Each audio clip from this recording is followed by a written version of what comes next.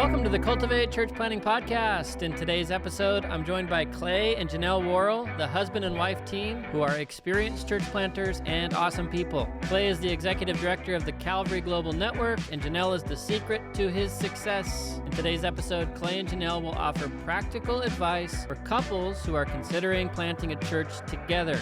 So whether you're a church planter, a pastor, a spouse of a church planter, this episode is for you. Stay tuned.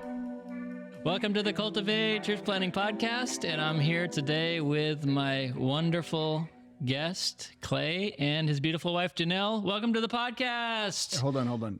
Okay. You're not going to call me your friend? Didn't I say friend? No, you said guest, as if we don't even know each other. Oh, yeah. Let's see. We could restart and say, no, we're not restarting. My friend, welcome to the podcast, my friend. There. Good. All right, You feel validated. That's better. Here, get this. There you go. Oh, that's close. Yeah, you're good. You're good. Okay.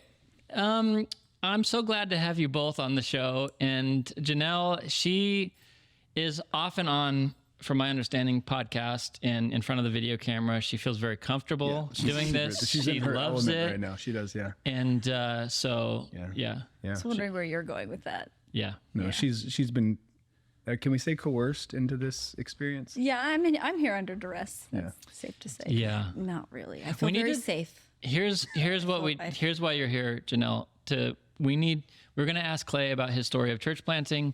Yeah. And we need to know if the information is true or false. And we need to know dirty secrets about his... No, you said we need to hear your story about church planting. I said my story would not be complete without my better half. No, you did. Did you really say that? No, I didn't say that. Isn't that Okay. romantic? But it's true. Well, as uncomfortable as I am, I will say I'm putting that aside, and maybe, after some time I'll feel a little bit better. But Yeah. You're doing great, by the way. Isn't she doing good, Clay? She's doing really well. Yeah. She looks good too. I feel really, as far as like his experience church planting, although you didn't say my story wouldn't be complete without my wife, It's still true. am very passionate about it being a family affair. Yes. And as much as church planting is like, the pastor is the guy that's doing it, there is a whole story behind that and next to that, really, Wow. that isn't often told. So You're here to tell it. thanks for That is going to be, I'm really excited about this episode. Yeah. So for our listeners who don't know who you guys are, why don't you introduce yourself, Clay, and you can introduce your wife too, and then we can jump right in. Yeah, absolutely. So my name is Clay Worrell. I am the executive director of Calvary Global Network, of which this podcast is a part. Yeah, it's fun. So you're really the boss of the podcast right now. I'm your boss. Can I get a raise?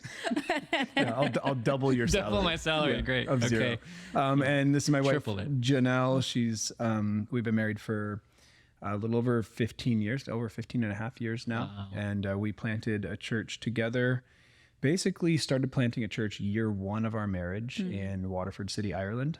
And Would you recommend that for first-time just married folks to go out and plant a church? not universally. Okay. Absolutely not. All Yeah. right. But for you, it worked. Anyway, go ahead. Sorry. Yeah, I mean, well, on that, I think that there can't be just like a universal, like, don't ever plant a church or do ministry in your first year. But I also don't think it's like a good thing to counsel people to do. You've got to listen to the Holy Spirit. Yeah. But and then we replanted a church in the Bay Area. And then we're there for 7 years, in Ireland for 7 years, in the Bay Area for 7 years. And now down here in Orange County for about a year and a half. I've been doing this job for CGN.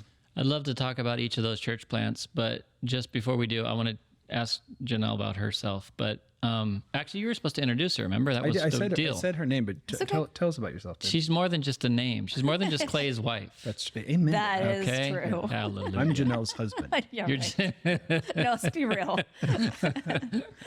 Go ahead, tell us about yourself. Other than what you just said, we married young. I was barely 20. We moved to Ireland 2 weeks after we got married. And that was February. We got married on the leap day. And we started the church plant that summer. So it wasn't basically the first year. It was within a few months. That's right. Mm-hmm. And while, I wouldn't universally recommend it, like Clay said, I mean, God's grace has been with us along the way, and it was obedience every step of the way. And I'm so grateful looking back that I mean, God certainly blessed that. Yeah. Obedience is a big part of it at the end of the day, isn't it? It's like, you don't always feel it. I mean, I'm sure you guys were excited before the wedding, because I'm assuming that you knew you were going to church plant when you were getting married. Yes, that was part of the deal. When we, hey, I've got a honeymoon. I've got tickets to Ireland for our honeymoon, and we're going to be there for 5 years. 7, yeah. 7 We didn't years. know Sorry, how I long wasn't it would paying be, but he attention. was already in Ireland when we started dating. Yeah, and when that was a part of the deal. Okay. it was, Yeah. yeah. And we our relationship from starting to date till we got married was a whopping 8 months. Okay. And so when we had that first When conversation, you know, you know. and I was like, hey, look, Yeah. this is part of the deal. That's what I'm gonna do. Did you say the Lord told me that you're supposed to be my wife? No, what I felt that in my heart. You didn't say it though? I didn't say it. That's weird. Yeah. That is I would say I felt the same thing about him. about him. Mm-hmm. Yeah, and I mean, we didn't say it, but it was just like, oh, it just right. Yeah, it felt right. Which, again, I wouldn't universally recommend it, but it feels, it feels surreal to even say, knowing that. I mean, at that stage, I was 19. Mm-hmm. I hadn't finished Bible college yet. I was How in old were Bible you, college Clay? at the time. How much age difference is there? 47. No, I was I was 22, I think, at the Okay. time. Yeah, there's 3 years between us. Just babies. I see 19-year-olds now. I'm like, I oh, know. no wonder my dad was like, get out of I here, know. Clay. Who so are you? when Lynn and I got married, I had to talk with her dad, and her dad's a big Italian guy. His name is Dino Petroni. I can Wow. see that. Oh, wow. Yeah, and so I was intimidated, to say the least. A little bit. For those who can't see or not watching on YouTube now, I'm not a very I've gotten bigger over the years, pretty but not in strong. the You're strong, intimidating kind of way. Yeah. And then I talked to him, and he said, at the time I was working at Albertsons, Nice. and I was a checker at Albertsons, and he said, so we'd gone through Bible college, and I said, we wanted to get married, and I was asking for her hand in marriage, and he said, how are you going to provide for my wife? And I said, well, I'm glad you asked. And I was ready, so I told him. Discount on groceries. Yeah. How would you like a permanent 15% discount at Albertsons? Did you say that to him? No, I didn't. That'd be amazing. I said, I'm glad you asked. I'm working at Albertsons, and they really like me. I used to be a bag boy, but now I'm a checker, and I'm going to be the front end manager of the store that I'm working in. Yeah, that's big. Not the whole manager, that's too ambitious, Yeah. but just where the cash registers are. And he said okay, and blah blah blah. And then 2 years for us. It was a little bit longer. 2.5 years after we got married, we moved to Africa, and we were there for 10 years. So we lived in Uganda. So to this day, he kind of holds a grudge against me, and he says, hey, remember that time you said you were going to be a front-end manager at Albertsons, and then you took my daughter and our grandkids to Africa? Yeah. Yeah. And then he put a couple of hits out on me. I avoided them, thankfully. Praise the Lord. Yeah. God's grace. It's harder to put hits out across the world. It is, yeah, and that's why we moved. That's good. And then we planted a church, too. Yeah. So Let's talk about church planting. this can give some inspiration to those young men and women who are working at Safeway and Albertsons. And, Yeah. Okay, so you planted a church in Ireland, and you planted a church in the Bay Area. Replanted a church. Replanted a church. Yeah. Which of those two would you say was most difficult?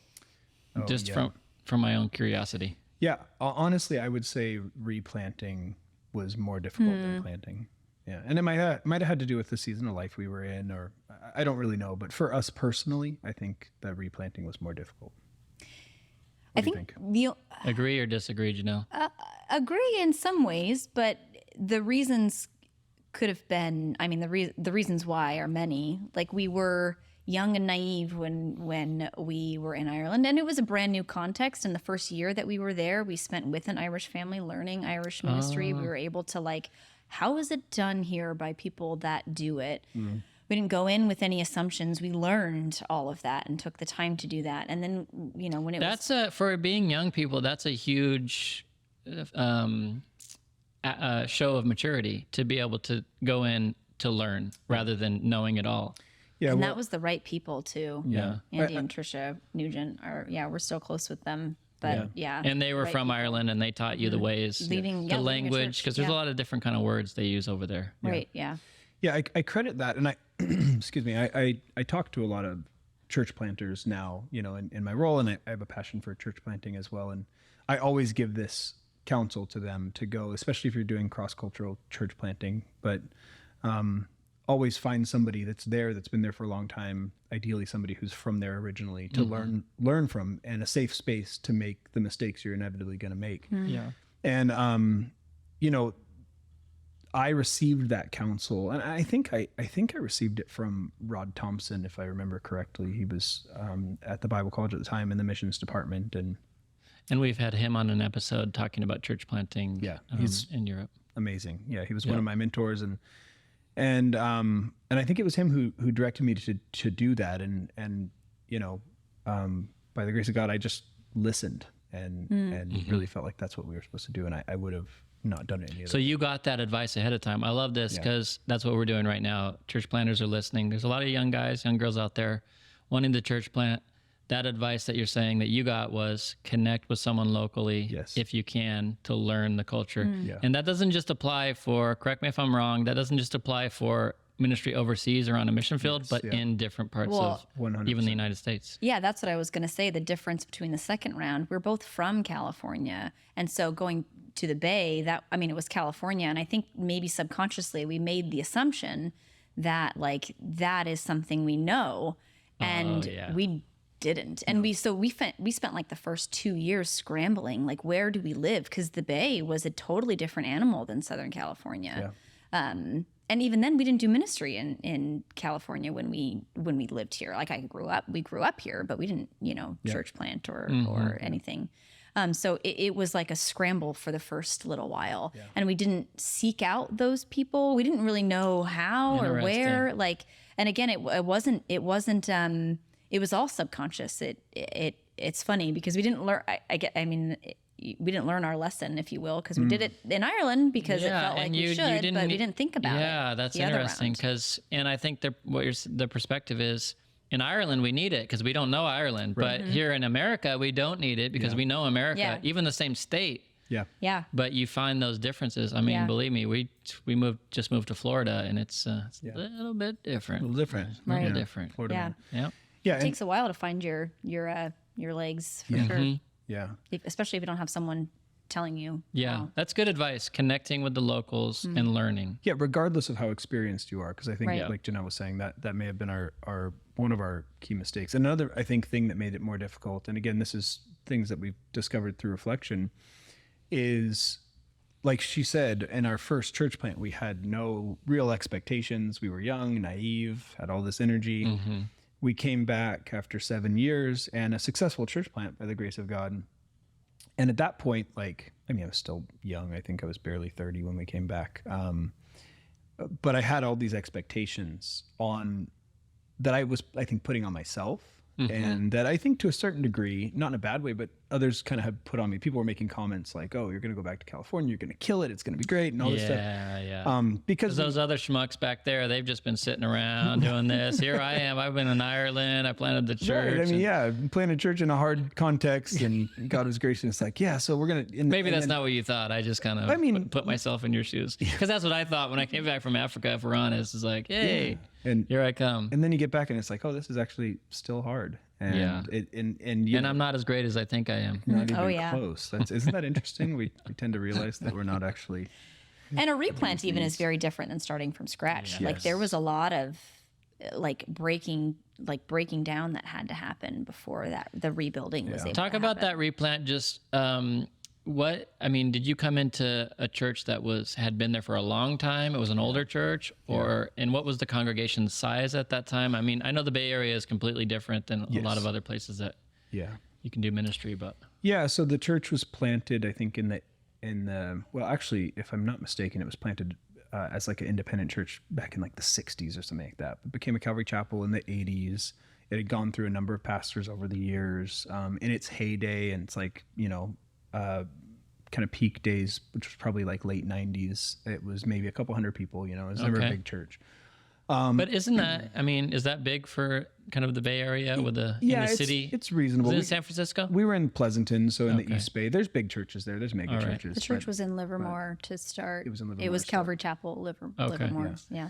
Yeah, but then by the time we came in, there was some things that happened in the life of the church. They sold a building. Nothing moral, nothing super dramatic, but some things that made the church kind of fracture a little bit. And the pastor and his wife were they're pretty burnt out for a while. And so the church had shrunk down to probably less than 20 by the time we got there. And mostly older people. We were the youngest people in the church apart from kids. There were a couple of couples that apart from my kids. Yeah. And then, the whole idea of you're coming into something that's got history, that's got culture, that's got baggage. Even though there's 20 people, those 20 people probably feel strongly about the way things happen, the story of the church. Yep. In my naivety, I thought, oh, this is great. We've got a core group and we've got money in the bank and this is going to be a great foundation. It's going to be There's easy. some runway, Boy, could I not have been more wrong. Oof. Ouch. What could you have done? Let's put it this way. We're talking about marriage, family, and church planting. Yes. When you planted those churches, because both of them became successful, they became churches, and God used you guys to do it. But He didn't use you alone, just you. It was, and the point of this is, I couldn't have done it without Janelle. 100%. Right? Yeah. So what would you say would be the advantage of going into it with that kind of a partner and that kind of a team? Yeah. Marriage team. I think I'll flip that first and say that you're the boss. You do what you do. Another raise. Quadruple your salary from CGN. He doesn't get paid from CGN. That's why it's in case anybody's like, oh gosh, what do they do? Wow. So he's a great podcaster. Yeah, and I would just say it this way: that without going into church planting, seeing your family as your team and doing it together, and without specifically for a church planter, for a pastor, without your wife being on board and called as well. And when I say called, that doesn't necessarily mean that she was called to Ireland and to church planting herself before we ever got together. But part of our relationship starting was, I'm called to you, we're called to be together. Therefore, the call that you've received is also my call. And that was a conversation we had really, really early on. Oh, yeah. That was something that was established. And so we always had that in our minds, that we are doing this together. And we didn't always execute that perfectly. There were definitely seasons where I was busy and I was doing the things and she's just like, okay, why are we here? Yeah. But if you're not in it together, it is going to fail. One of two things is going to fail. Either the church is going to fail or your marriage is going to fail. Yeah. So it's essential in that sense. Janelle, what's your perspective on that? Yeah, you can't get away from, it's not a 9 to 5. It's not a clock in, clock out. It's everything. And certainly in that initial context, moving to the other side of the world was like, we had nobody but each other and what God had called Clay to do. And again, that first year was a lot of, I know that he was the guy I was supposed to marry, but I don't feel that weight or that burden for the country in that way, or Did you feel a burden for mission work or church planting in general at all, or? Maybe not in those words. Let me put it this way. Were you against that? Because I'm asking the question because there's a lot of guys that go through the Cultivate program and we have an assessment process. And a big part of that assessment process is not only asking the church planter guy his vision, his calling from the Lord, where he wants to go, et cetera, but also actually specific questions for the wife if he's married, to make sure that it's not just, well, I'm a wife and I need to submit, so he said to go. So is there, what I'm trying to get at is, what was your heart as far as going into ministry, going on the mission field, and that sort of thing? Was it exciting for you? Yeah. And I think that was my struggle. Or you just love Clay so much, whenever you look into his eyes, you're like, whatever you say, honey. Trust me, that was the biggest battle, because my independence and choice is really important to me. I'm a little bit feisty and fiery in that way. A little stubborn. And that's why it was such a I know this, God, but all of this? Is this also like it wasn't my submission to Clay. It was my submission to God that I was wrestling with in that That's first so good. year.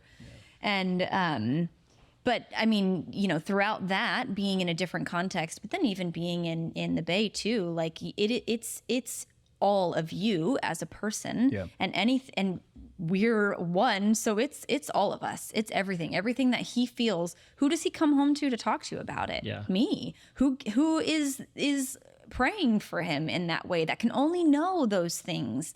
Oh, that only I can know. I carry that weight because he gets to offload that weight on me. I don't have that in that same way, but we have that together. We can share it. Like, you can't get away from it being a family affair. Yeah, in our home, I mean, when you're church planting, Your home, their doors open as it should be. Your home is the ministry headquarters for the early years especially.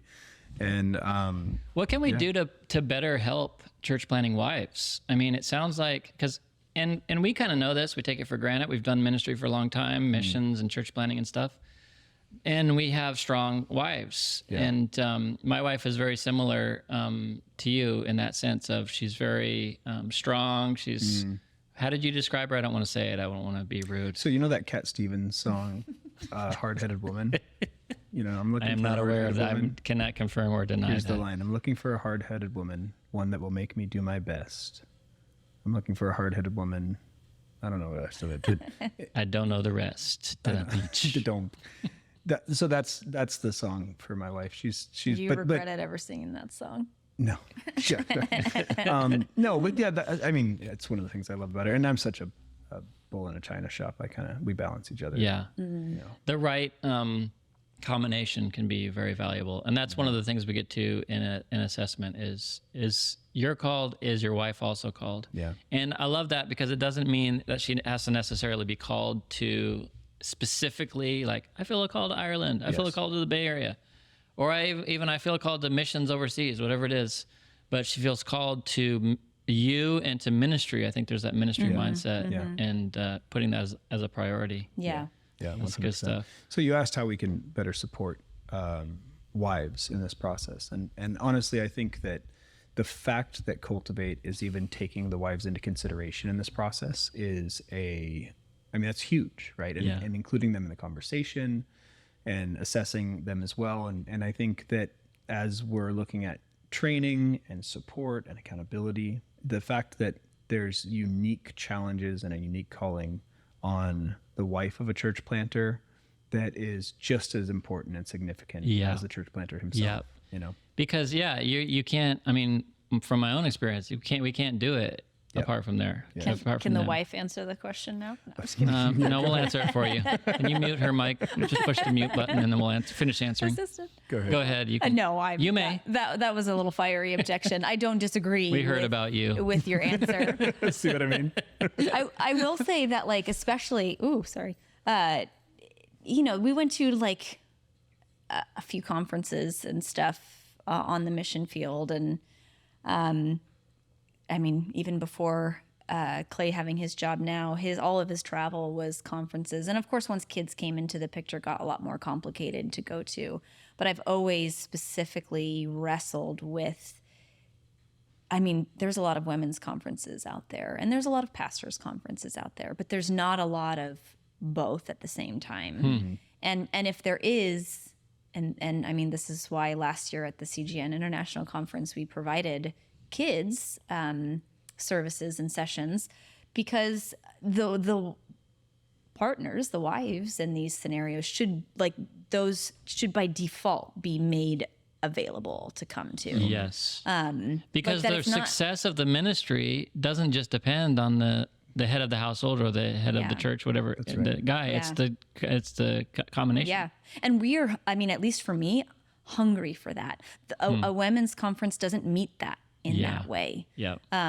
You're talking about how to have feelings and stuff at those, probably. Yeah, right? I'm not. I mean, I'm not going to be vulnerable with a bunch of strangers, but I do want to know about what to do when you're sitting with someone who's in pain because they just lost someone. Yeah. Like, that should be something that I should be able to talk about and learn about, and not just Clay. Yeah. Or not just the husband, but the fact that wasn't offered, or even when there were sessions, it was like split the men and the women, and the women talk about touchy-feely stuff, and the men me and Lynn just went to a conference like that, and they had that. She's like, I don't want to go. And they're like, okay, the men and women got to split up. The men are going to talk about the important things, and the women are going to go talk about how to. And babies go with the women. Yeah, and they're going to talk about how to be good wives and raise the children, and. Her message, and that's good, that's fine in certain cases. There's a time and a place for it, for sure. But they told all the women, without exception, your ministry is to be the wife of your husband. That's your calling and your vision and everything. And of course, that's true.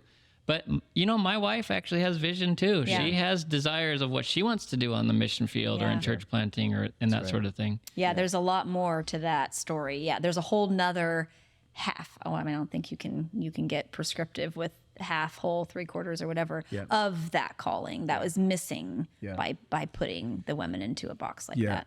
I want to give a quick plug for When She Leads, When She Leads is our CGN's initiative for women in leadership, and that's that's extremely intentional language there, because like Janelle has said, and this isn't throwing shade on anybody or right. I want to be careful of but oftentimes you must be very careful. I don't want to speak somewhat stereotypically. Oftentimes, women's retreats and breakout sessions and stuff like that was very much just like, let's get around and, like she said, talk about our feelings and this and that. Whereas we both okay. I don't know. I'm saying I said that not to take credit for it because I don't know what exactly happens at. That's pretty accurate. Yeah. Is it? Okay. I mean, at least the few that I went to before, I was like, nah, David. And again, we know we're generalizing, right? So this has never happened before. But when She Leads is designed to equip women in leadership in the church, because we recognize that is a thing, and it's not to say that, we are complementarian in our theology and believe that the office of elder is reserved for men according to Scripture, but women have very significant roles of leadership in every church, and so they need to be. We actually have an episode with Brenda Leavenworth, Krista Fox, who are part of that When She Leads initiative, and talk about that very subject. It's really great, so you can go back and listen to that. I just want to pause for a second and say I just think Janelle is doing really good on this podcast. Great. Isn't she doing great? I know, I really think impressed. She's got the right answers. She's very comfortable, so. She's a pro. I'm very comfortable. We'll just do a few more questions, and then we can be all done. You're almost done. It's like when you go to the dentist. We're almost done here. You're almost done. So what about kids? Because a family unit is not just a husband and wife; it is the children. So talk about your kids and how their experience was church planting. Well, they're 11 and 9, so I anticipate how they'll continue to grow into adulthood and how these experiences will like form them into the adults they'll be. I mean, God's grace has been over us so far. I can only hope and pray that the same would continue for them, and that these would, they would look back on like these adventures that we've taken in this way, along with other people that we've been able to serve alongside in these church plants that have been a part of our lives so intimately as gifts, as their world opening. Like they know all the time that feeling of people walking in the door and hospitality and openness, showing up for church an hour early, 2 hours early, for church and staying late, and to them it's been just what we do, and I hope that I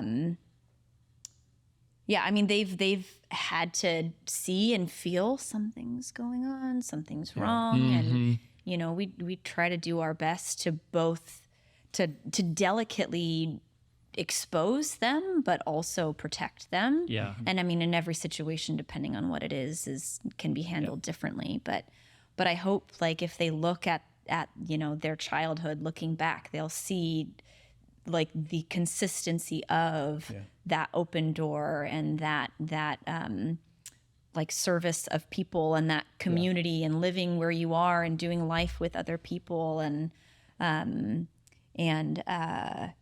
like they've certainly been a part of it and have been able to see and know more people.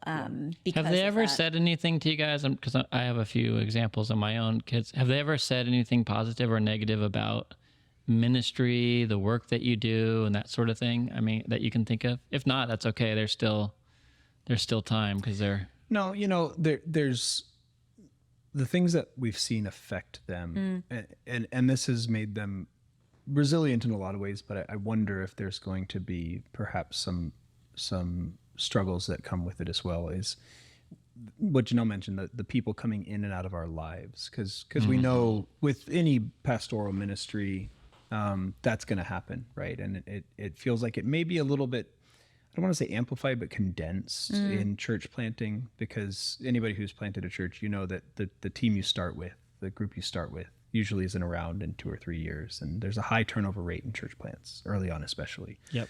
And not only is there a high turnover rate, but there's a really condensed investment in the people's lives that you do have, especially if you're planting a church kind of more organically and it starts really, really small and grows like you're a family. And like we've already mentioned, the home is really the hub of ministry in the earlier years. And so when your children are young, especially, and they make these strong bonds, whether it be with the children of the people who are involved in a part of it, or whether it be the people themselves as like aunts and uncles of sorts, and then those people move on. And especially if that moving on is not great, if there's betrayal involved. Yeah, because it's not a church that's been there where these families have grown up in. Like I grew up in a church where the same grandparents and parents and kids, we went through children's ministry together, junior high school, and that's a common thing. You live in the same place, you're with the same people, but church planters, especially those who bounce around like we have and you have, it does have an effect on the kids, and I think that's a good thing to recognize too. Yeah, we've been ghosted by a lot of people in that way, like people that have come on and dug in really, really fast and then left just almost as quickly as they came, it seems like. And we feel it and see it, and so do they, because they've been with them too. They've been ghosted by so many people. How many times I've heard, where did they go? Yeah. And I have to say, I think that every Sunday, don't you? I mean, plant past someone, where are they? If they don't like us anymore, they're gone. Yeah. But would you rather, I'd rather, so we've also had the other thing where they don't ghost you. They have you over to their house. They're like, can you come over for dinner? We're like, yeah, we like you. Yeah. Don't you love the church? It's going great, isn't it? Hey, we have something to tell you. We're leaving the church. At least in that scenario, they bring you to their house. We've had it on a number of occasions where they invite themselves over to our house for dinner. We cook the meal and then they proceed to tell us everything that's wrong with the church since they're leaving. It's like, I hope you enjoyed your steak. God bless you. Oh, Clay. Would have been hamburger if I would have known. If I would have known, you would have gotten tacos. Salad. No, but I think that's the hardest part, is that like transition for them. I'd like to say, like I said, we'll see when they're adults. I'd like to say, oh, they're just really adaptable and stuff. I hope so. By the grace of God, they will be more resilient. I can say from our kids, because our kids are 22. My middle daughter just turned 21, and our youngest graduated high school. And there are some things, I mean, let's just be honest about, from moving around, bouncing around, there's a little bit of like, little comments. Why'd you move us around so much? Or we never had friends that lasted more than 3 years or whatever. Right. And I'm like, for whatever. But they, they're gonna be listening. I know. No, they won't. But there's a resilience that they have and a maturity that they have that, by God's grace, we can't take any credit for it. But just to say there is that strength of character that they have, and the ability to be adaptable in situations. My son works for a mission organization. He's leading a team at the moment to Bolivia, a team of 21 teenagers. So cool. He's 22. He's the head leader of this team of teenagers. So a lot of that comes through the things that you go through as a church planter, as a missionary. Right. And that's an encouraging thing. Okay. Man, are you no, it's not time for clap yet. Sorry. Yeah. Janelle likes to do the clap. She does. Why do we do that clap, Janelle? I don't know. Isn't that? It's to make the sound spike so that you know where to edit. Yeah. Okay. That's your favorite part. You ready? Just tell me when. Why don't you wrap up by just saying one thing that you wish you would have known back then that you do know now, especially being a head of an organization like this and the boss of the podcast world? Okay, so I'm going to say two things. Okay. The first is one thing that I was told that I'm so thankful for, and I repeat it as often as I can to church planters. And the second thing will be something I wish I knew. So the thing that I was told early on, there was a a Calvary pastor at a conference. I don't remember who it was, but he was, had been doing ministry for decades. And I was like 23, just starting our church plant. And I said, if you could tell me anything as a brand new church planter, what would it be? And his answer stuck with me, and it's been a lifeline. He said, you are not as important as you think you are. We said that earlier, right? Mm-hmm. Yep. But he said that. He said, there's nothing that you can or can't do that will send somebody to hell or prevent them from going there. Mm-hmm. That's the job of the Holy Spirit. That's Jesus. Mm-hmm. That's God. Don't take that pressure on yourself. Don't take that pressure on yourself. And he said, love your wife. Put your family first. Yeah, that's good. And I remembered that. And there's been times where that's had to come into play. There was times when I was one time in particular, there was a woman who had, I'm going to end this on a heavy note. But, no, Janelle's going to end it. She's got the last word. Who had some, mental illness and struggle. And she called me a lot. She was in the church in Ireland, and I would talk her down and I would pray for her and things like that. And we were on a trip as a family away. And while we were gone, she took her life. And if I didn't have those words ringing in my ears, it would have wrecked you. It would have wrecked me. I would have felt responsible for that. Yeah. But I can't take that on myself. So that, and then really quickly, the second thing that I wish I knew, I think we just tried to do too much too quickly in our first church plant. We wanted to be like that's good advice. Yeah, just a full blown church. We had like no, midweek, and it's like we had taking it slow is it's so hard not to do that though. It's like we had like 6 people and we had a men's ministry. So it's like just do a couple things. And if it happens to be a bunch of guys getting together and getting breakfast, cool, that's what it is. But you don't have to make it official and make a graphic for it, website page for it. We had a bulletin for our 6 church members that we would hand out. It's like, just come on. And we were young, because you're the wife of the pastor doesn't mean you have to operate as the pastor's wife in that stereotypical way. Mm-hmm. You don't have to have the women's ministry. You don't have to do that. You can minister to women, but it doesn't have to be women's ministry or children's ministry or whatever it is. But trying to prepackage it all like there's some equation. I know. It's just not. You do all this and voila. Church. Totally. Janelle, the last word. What do you want to say? How much do you love Clay? Just talk about that for a second. Well, I often think back to, and again, we kind of touched on it, but having those mentors for the first, for our first church plant. Yeah, that was huge. And they're still not mom and dad, not quite aunt and uncle, but brother, sister, big brother.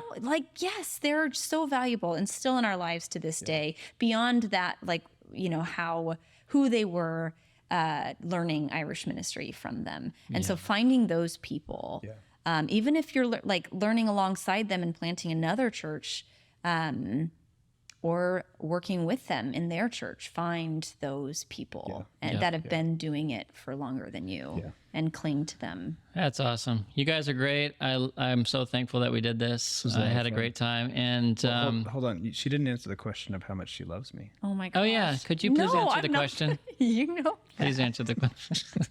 Put it on record. We need to have it on record. A lot? A little? I love you so much. Oh, that's so nice.